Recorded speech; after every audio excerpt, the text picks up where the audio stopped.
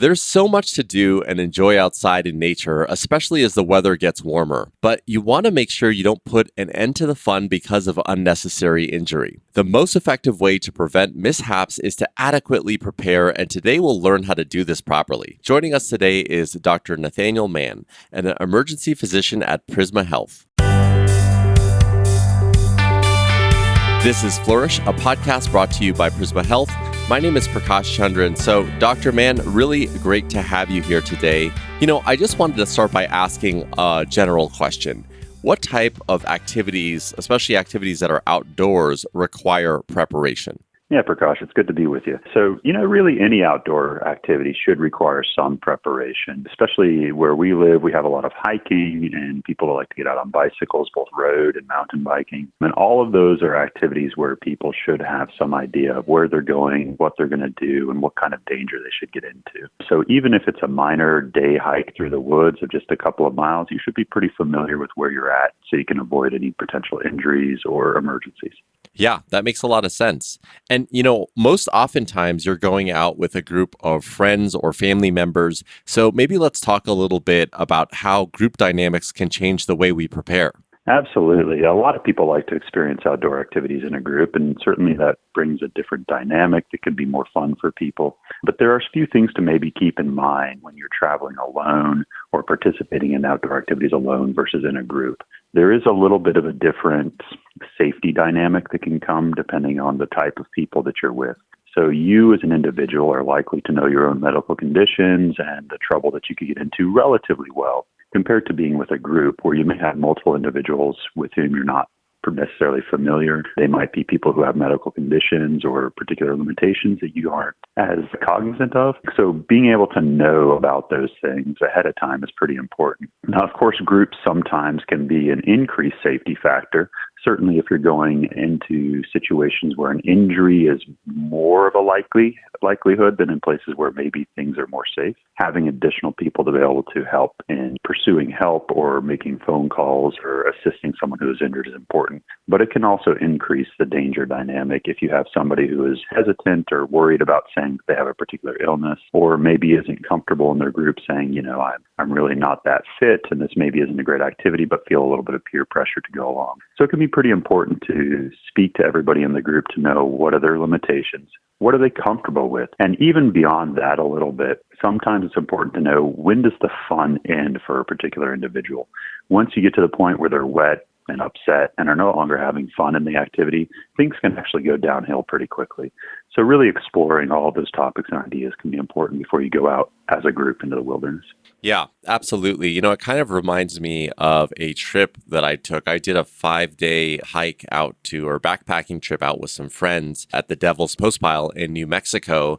And, two of our friends hadn't prepared at all. Like they didn't bring the right shoes. And so they just were really having a hard time with a lot of this stuff. And I think, especially, when you're younger, you don't think to talk about some of these dynamics or what can happen. So I think what I'm hearing you say is that if you are part of organizing this trip, it behooves you to try to do some upfront research and communication with the people that you're going with to ensure that, number one, they're comfortable and they're at the right level of fitness to participate in the activity. And number two, that they have the equipment that they need to be safe. Is that correct? Yeah, absolutely. You want to make sure that everybody knows exactly what they're getting into. You don't want to skimp on preparation at all. So let's talk a little bit more about the elements of what people are getting into. I imagine that terrain is a big piece of this and the route that people are going to take. Does that play a factor in trip preparedness? Oh, of course it does. Absolutely.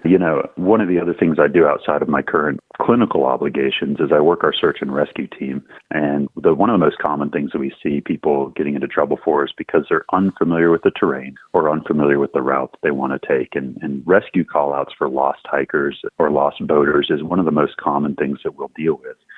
So really having a good idea of where you're going to go, what your intended path and track is pretty darn important. A lot of people kind of think that, well, I saw it on a map. I realize there's a trail there. It'll be kind of like walking on a sidewalk through the woods, and it's not going to be a problem. I should be able to get from point A to point B without an issue.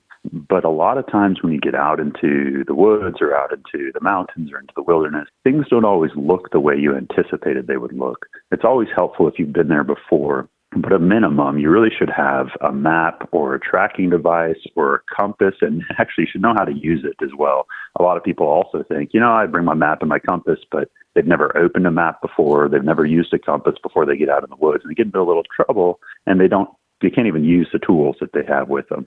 So being very familiar with the route that you have and knowing how to use tools that could potentially navigate your way out of a problem is really important. And then beyond that, having an idea of what kind of terrain you're going to deal with can help prevent illnesses or injuries out on the trail.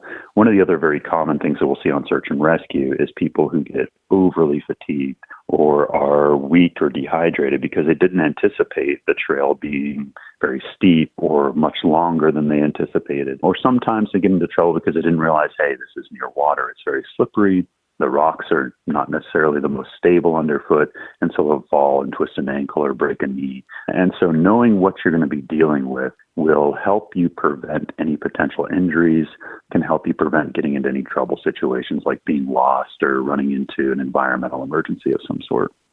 That's really good advice. And one of the things that you mentioned is that you're a part of search and rescue. And I imagine that you have to do that because there's no communication with the person that's lost. So maybe let's talk a little bit about like a communication strategy of preparedness when people go out there. I imagine that's also a very big piece of going into the outdoors because some places that you go, there's just no cell phone service, right? Yeah, absolutely. The modern cell phone has really become a boon in many ways. And certainly cell phone coverage increases every year. And so we do see more and more people being able to rely on their cell phone in the backcountry because we have good cell service. But there are still a lot of places where you have no service at all. So if you're used to using your cell phone as your primary means of communication, navigation, and direction, you might be sorely disappointed when you get into some of these places and you have absolutely no access to your cell phone. And heaven forbid that you lose a battery or lose the phone, and then you're completely out of luck with that. So there really should be some additional plan for how to communicate with the outside world. As a case in point, we had a group of people just a few weeks ago who went down the local river, the Chattooga River, and didn't realize that they had no cell service in the gorge and got into some trouble. And one of the folks had to hike out miles just to try and get some cell service, and of course injured themselves trying to get into a position where they could call. So this can be a real problem. So at the bare minimum for folks, I say, there's usually some sort of trail registration and for a lot of the major traffic trails and riverways. So you should at a bare minimum fill out the registration cards so that people know that somebody is out there. You should always let somebody else know where you're going, when you plan to be back. And that way, if you don't make it at your required meeting time and location, they can at least notify the authorities. And that's something we get on search and rescue too. And that's, shows at least some sort of advanced planning. For those who have the resources or the availability, they may want to consider a special GPS unit or a satellite phone. Those, of course, can be pretty prohibitive due to cost. But if you have the capability to do that, that's a very reasonable option. Of course, those devices range from relatively cheap to quite expensive and have a whole range of potential utilities and capabilities. So if you're going deep into the wilderness, it's worth looking into some of those things. Yeah, and that whole registration piece of it just makes so much sense, but it's something that I never even think about, and I am assuming a lot of people don't think about, but it's really just a way for them to keep track of your movements, and they make sure that you are coming in and leaving when you say you are, and if that doesn't happen, then they're calling search and rescue. Is that correct? That's right. Yeah. And personally, when I go out on activities that could be a little bit more risky, I usually tell a family member or a friend where I'm going, what our planned route is, and when we should be back. And even I'll just say, hey, we should be back to an area where I can call you and say that we're okay, and then we're fine from there. So letting somebody know is really important. So I want to move on to basically what we bring with us or even what we wear when we kind of do one of these outdoor activities. I mentioned the anecdote of my friend not packing the right shoes. And in another case, one of them had the right shoes but had not broken them in. So maybe let's talk a little bit about the clothing or accessories that people should be thinking about as they prepare for a trip to the outdoors. Absolutely. You know that the not breaking in my hiking boots is one of the biggest problems that people run into. I've spent time all over the world taking care of people who have injured themselves in the outdoors, and that is one of the most common complaints that people have is foot and shoe related issues. So I think that's an important point there that your friend learned out on that hike or that camping trip. Really, you should prepare your feet ahead of time. And a lot of people think that, breaking in boots means that you have to wear them down and get them softened up. But some of it is also preparing your feet in that shoe so that they're not going to get injured and your feet get used to wearing that footwear. But there are, of course, a host of other things that you want to consider when you go into the outdoor environments in terms of how to prepare your clothing. Most people who are not perhaps familiar with outdoor activities and don't do them on a regular basis will enter into an outdoor environment with relatively common street clothes. So you might see them wearing cotton t-shirts or shorts, maybe just tennis shoes. And those are fine for short outings and for a lot of different things like getting around town and minor athletic activities. But when you really start getting more serious, you should start considering your layering system and your clothing items a little bit more closely. People don't often realize the trouble that you can get into when you're sweaty and then you get cold and then you can develop hypothermia. They don't often realize how important it is to wear clothing that can allow you to offload heat in warm environments or underestimate the cold or think they're stronger than they are. So one of the things that we recommend is that you bring an additional layer of clothing. Now that could mean maybe you just need an extra pair of dry socks if your feet get wet so you can just change them out. That will keep you maybe happier than anything else. The same is true for an extra pair of underwear. That's sort of just a good feeling and hygiene thing. But you may want to slip a backpack or a puffy jacket or a backup jacket of some sort in your backpack, or you may want a rain jacket depending on the type of weather where you're going outdoors. And so just considering that additional layer of clothing and thinking about what is my weather going to be like and how can I go one step further to prepare for anything that I might encounter weather-wise. Yeah, that's really good advice regarding the clothing that you should be wearing and how you should be breaking in your shoes. But one of the other things that I wanted to move on to is, sometimes when you are in the outdoors or you're hiking or camping, things happen and you need to address, for example, a wound immediately before more professional help arrives. So that might come in the form of a medical kit or an emergency kit. What do you recommend that people bring with them to take care of themselves when something like that happens? Yeah, absolutely. This is probably one of the more common questions that I receive as sort of an outdoors person and as a physician. This, of course, is going to be advice that varies depending on the activity, who you are, what your medical conditions are, and the type of individuals in the group you're going out with. Personally, as an example, for most of my trips, whether it's outdoors climbing for the day or just on a bike ride through the forest or even just paddling out on a kayak, I usually take a small first aid kit. And most of that, personally for me, will be some sort of mild painkiller like an ibuprofen or an Aleve or an Naproxen, maybe some Tylenol. And then it includes things that I can't replicate well from the environment around me. So things like tape can be very important. That can help close wounds if you need it to. It can help repair things if they get damaged. And then sometimes I'll bring an anti-nausea pill. And then things like EpiPen can be very important, especially if you are in a group. So one of the few things that you might run into in the outdoor environment is someone who has a severe allergy. And there's nothing you can do for that patient if you don't have the right medication for it. So I usually recommend that people carry with them an auto-injector epinephrine delivery device. So that's what I think about when I go out personally. Now, if you're going out in a larger group, maybe the example that you gave earlier, where it's a group of friends that are out for 5 days or so, you want to know what each individual's medical issues are, potential medical problems that might arise. If you have a diabetic in your group, that's pretty darn important to know so you can plan accordingly, know how they need insulin or sugar depending on what's going on. Planning their meals can be important. So making sure that they bring all the medications that are germane to their medical conditions. And then you should probably bring things that will help in any potential trauma situations, since trauma and injury is the most common medical problem that people get into in the outdoors.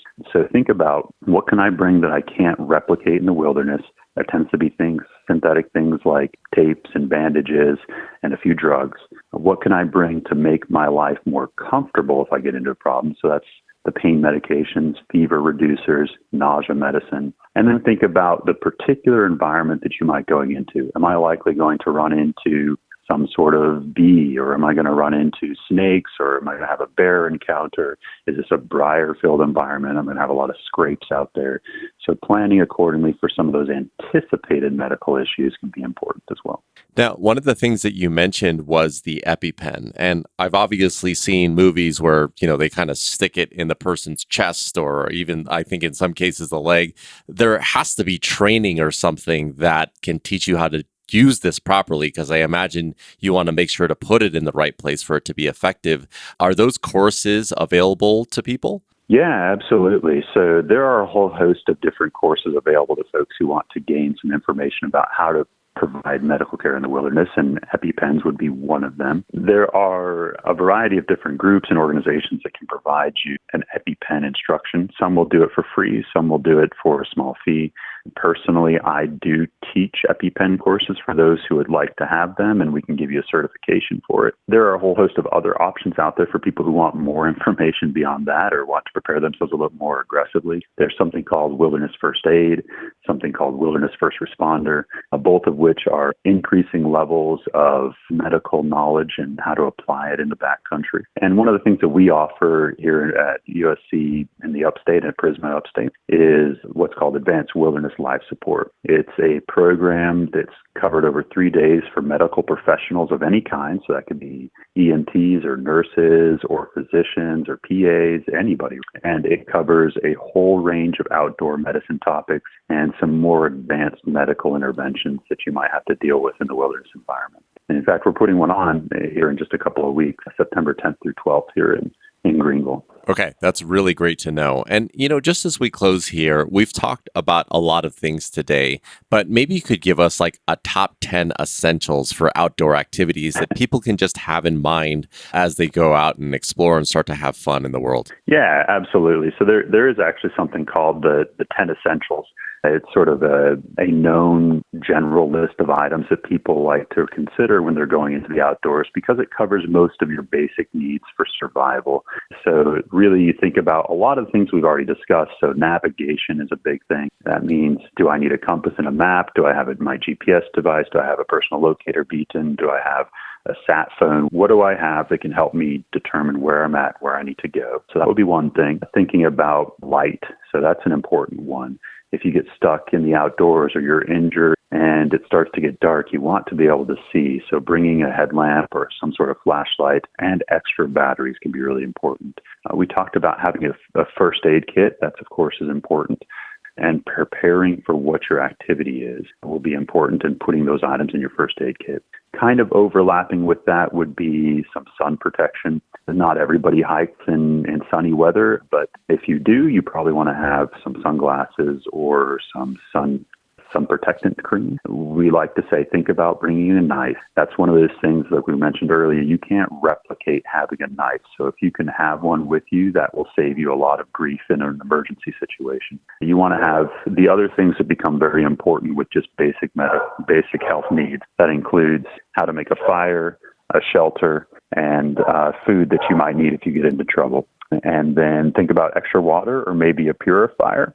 So if you're in an area where there's a lot of water available to you, you can just take a water purifier or some way to boil it. And then clothing, we talked about a little bit earlier. So being able to prepare for inclement weather. So those 10 things, just to recap, think about each one of these as you prepare for the outdoors. Some sort of navigation, light, first aid kits, sun protection, fire, shelter, food, knife, extra water or a purifier, and then clothing that's appropriate.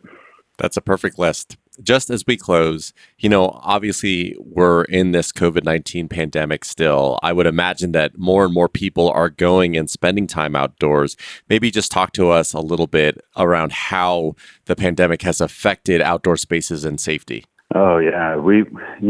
That's sort of a two-edged sword there. So a lot of people have realized that some of their typical activities, playing gym, basketball, or lift weights, may not be as safe or meet their safety profile as they would like it to. So more people have been going to the outdoors. Now, I think that's great. It's good for mental health.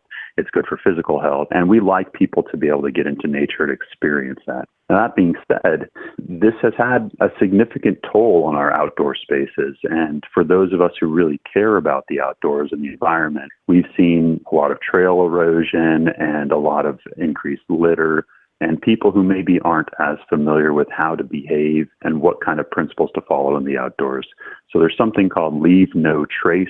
It's a whole protocol and program. You can take classes on this principle, but the idea is when you go into the outdoors, when you go into the wilderness, you should leave it as pristine as it was before you got there, and if possible, even cleaner than when you got there. So I tell people, I encourage them, hey, take a trash bag with you. If you see a little bit of trash, pick it up. Know where to use the restroom. Know how to have proper sanitation in the backcountry. Stay on the trails. Don't bushwhack if you don't have to. So it's been an increasing toll on the outdoors from that perspective. But on the good side of things, people have been getting out more and getting that exercise, getting to be familiar with what it means to be part of the environment around you, and that is a good thing. So it's a great, safe, COVID-safe area to recreate in the outdoors, but just remember we need to treat it with respect, and we want to maintain these spaces and areas for generations to come in more pristine condition. Well, Dr. Mann, thank you so much for that, and I think that is the perfect place to end, and we'll end it with my sister's favorite quote,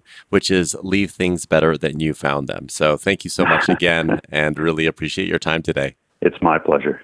If you have any questions about what we talked about today, you can email Dr. Mann directly at nathaniel.mann, that's spelled MANN, at prismahealth.org. Once again, that's nathaniel.mann at prismahealth.org.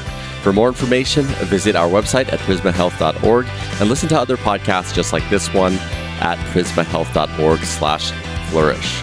This has been Flourish, a podcast brought to you by Prisma Health. My name is Prakash Chandran. Thank you so much, and we'll talk next time.